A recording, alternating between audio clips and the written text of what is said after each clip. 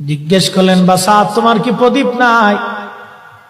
বলে, কে গো আপনি? আমি এতিম মানুষ, মাদ্রাসায় পড়ি, প্রদীপ কেনার মতো পয়সা আমার নাই। সুলতান মাহমুদ গজনবী চোখের পানি ফেলে দিয়ে চিন্তা করলেন, হায় আল্লাহ, একজন তলাবা কোরআন পড়ে, হাদিস পড়ে, দোকানদারের প্রদীপ হাওলাত করে, আমি সুলতান মাহমুদ গজনবী স্বর্ণের প্রদীপ নিয়ে রাস্তায় পথ চলি।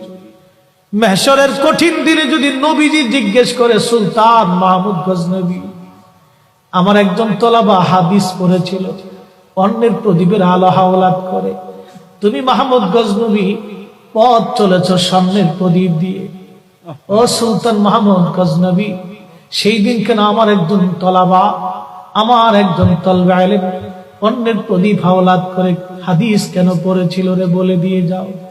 আমার নবী যদি জিজ্ঞেস করে রে, আমি সুলতান কিভাবে সেই দিন জবাব দিব নবীর দরবারে?